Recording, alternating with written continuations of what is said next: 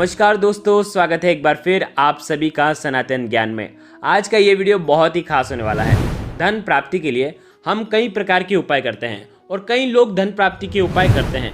और देखो उसमें से क्या होता है, कईयों के भाव बहुत अच्छे होते हैं और जब वो उपाय करते हैं तब वो भगवान से विनंती ऐसी करते हैं कि उनके जो वो उपाय होते हैं वो सिद्ध हो जाते हैं। और कई लोगों के जो उपाय हैं वो सिद्ध नहीं हो पाते क्योंकि उनके भाव जो हैं वो उत्तम नहीं हो पाते हैं। तो भारतीय तंत्र शास्त्र में धन को आकर्षित करने के लिए सबसे अच्छा उपाय जो कि हर एक व्यक्ति कर सकता है, इन तंत्रों में कुछ पौधे का इस्तेमाल होता है, कुछ वृक्षों का इस्तेमाल होता है और आपकी मनोकामना जो है वो परिपूर्ण हो जाती है।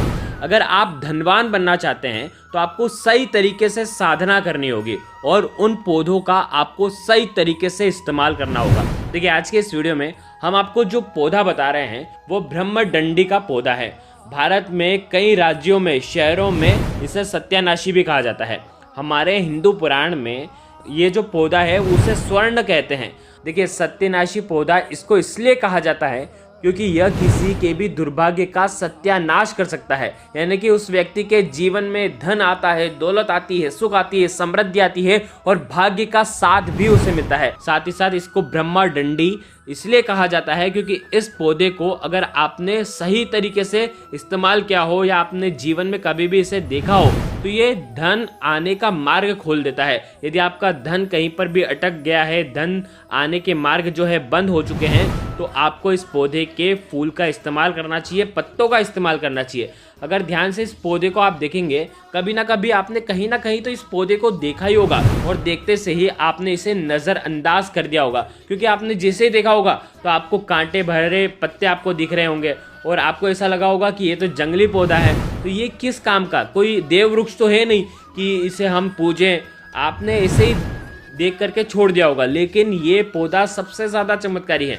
बताते हैं कि भगवान शिव जी, अगर आप भगवान शिव के ऊपर इस पौधे के कुछ पत्ते अर्पित कर देते हैं तो आपका भाग्य जो है वो चमक उठता है। अगर हम तांत्रिक शास्त्रों की अगर हम बात मानते हैं तो इस पौधे के फूल में और पत्ते में अगर आप सही तरीके से इसका इस्तेमाल करते हैं तो भगवान भोलेनाथ प्रसन्न हो जाते हैं और आपकी हर मनोकामना परिपूर्ण करते हैं। इस पौधे का सिर्फ साल में 3 बार ही इस्तेमाल किया जाता है। साल में 3 बार का कहने का मतलब ये है कि 3 तिथियों पर इसका इस्तेमाल किया जा सकता है। अब देखो कॉपी पेन लेकर के बैठना, वो 3 दिन ऐसे हैं, हर महीने में 2 बार तो वो दिन पड़ते ही हैं। देखिए इस पौधे को इस्तेमाल करना यानी कि यकीन मानिए आपके जीवन से परेशानी, कष्ट, दुख, दारिद्रता सब दूर होने वाली है। जीवन में धन आना कभी भी बंद नहीं होगा। अगर आपका व्यापार डूबते जा रहा है, व्यापार में बढ़ोतरी नहीं हो रही है, तो आपको ये उपाय करना चाहिए। बहुत तेजी से व्यापार दौड़ने लगता है। अगर आपके शत्रु बहुत ज़्यादा हैं तो शत्रुओं का विनाश करने वाला ये महा उपाय है।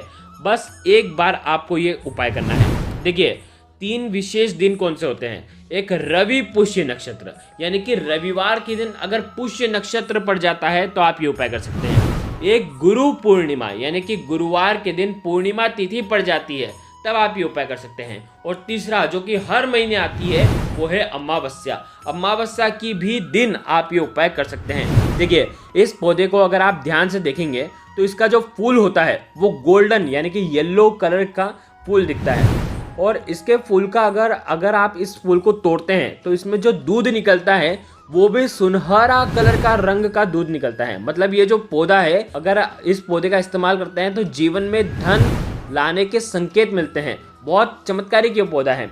देखिए इस वीडियो में हम आपको जो भी तांत्रिक गुण इस पौधे के बताने वाले हैं, इसका उपयोग बिल्कुल ध्यान से आपको करना है। जीवन में धन, दौलत सब कुछ प्राप्त होगा अगर आप सकारात्मक शक्तियाँ अगर आप प्राप्त करना चाहते हैं, नकारात्मक शक्तियों को दूर करना चाहते हैं, तो आप इस पौधे को आप आपके घर की छत पर भी लगा सकते हैं।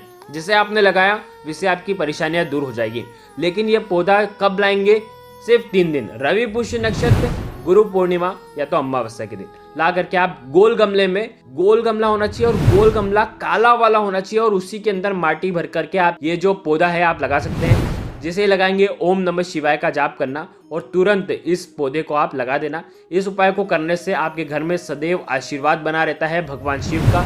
कोई भी बुरी शक्ति प्रवेश आपके घर में नहीं करती है और जीवन में किसी भी प्रकार का कष्ट नहीं आता है। देखिए वीडियो में आगे बढ़ने से पहले सबसे पहले आपसे सभी से प्रार्थना करते हैं कि अगर आपको ये वीडियो अच्छा लगा हो तो वीडियो को ज़रूर लाइक करना, और अगर पहली बार चैनल पर आए हैं और सच्चे सनातनी हैं, सच्चे हिंदू हैं, तो चैनल को ज़रूर सब्सक्राइब करना। देखिए, हिंदू पुराण के अगर हम बात करें तो हम शास्त्र जब जैसे ही खोलते हैं जिससे कई गहरे रहस्य हमें मिलते हैं, और हमें कभी कभी क्या होता है कि हमें जानकारी नहीं होती है या हमारा शुद्ध मन नहीं होता है। हम उपाय तो करते हैं, शुद्धता से नहीं कर पाते हैं, गलती कर देते हैं, या वो उपाय हमारे लिए बना ही नहीं होता है और हम उस उपाय को कर लेते हैं। कौन से ग्रह को प्रसन्न करना रहता है हमें समझ नहीं आता है।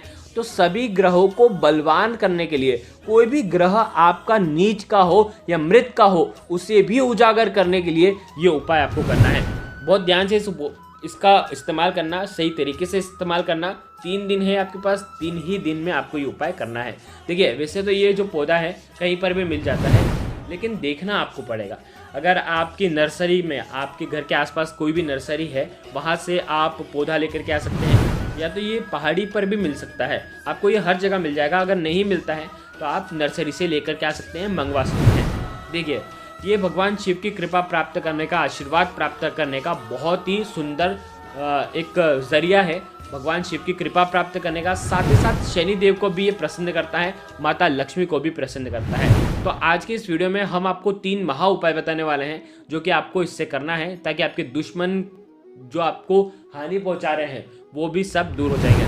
देखिए, सबसे पहले इस पौधे का इस्तेमाल कहाँ पर करना है। रवि पुष्य नक्षत्र के दिन, रविवार का दिन हो, पुष्य नक्षत्र का दिन हो, इस पौधे को आपको लेकर के आना है। देखिए, रविवार का दिन होता है सूर्य भगवान का, सूर्यदेव का। सूर्यदेव जो है वो तेज की वृद्धि करते हैं, जीवन में तेज की प्राप्ति कराते हैं। इस पौधे का एक फूल तोड़ लेना, कहीं पर भी दिख जाए, एक फूल रवि पुष्य नक्षत्र के दिन तोड़ करके लेकर के आना है।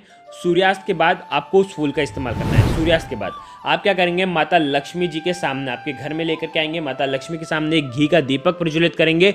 माता लक्ष्मी के चित्र के सामने, या पीतल की मूर्ति है तो उनके सामने करें, या अगर प्रतिमा है तो प्रतिमा के सामने करें, और आपको एक घी का लंबी बाती का दीपक प्रज्वलित करना है। और उस दीपक में जो बाती लगाएंगे वो लाल रंग की मोली की बाती लगाएंगे, और उसके अंदर 1 चुटकी हल्दी आपको डाल देना है।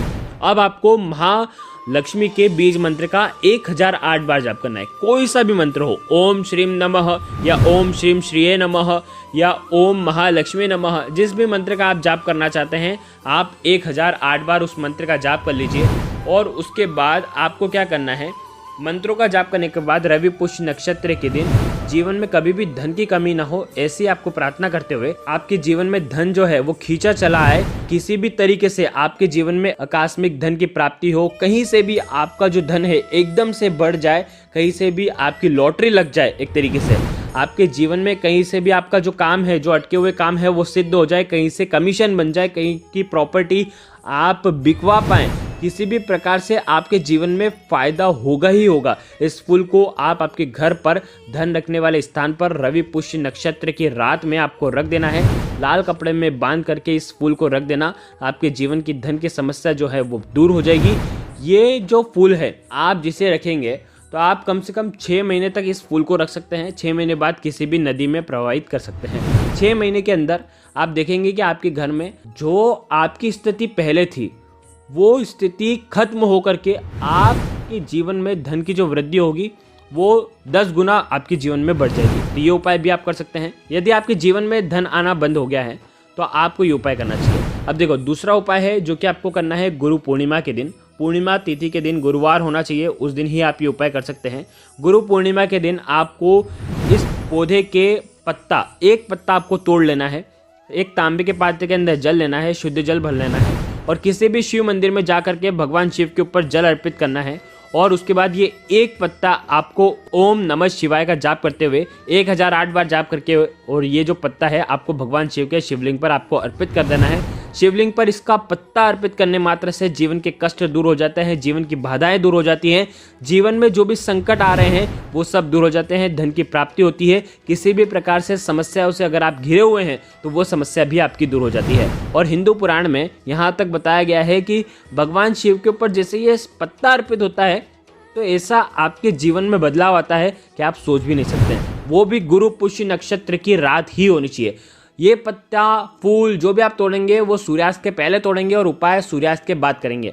आ गई आपको बात समझ में। अब देखो, अब तीसरा उपाय, अमावस्या का उपाय। अमावस्या की काली रात्रि भगवान शिव के मंदिर में जाकर के आपको ये पूजा करनी है। किसी भी शनिदेव के मंदिर में चल जाना है। एक सरसों के तेल का दीपक आपको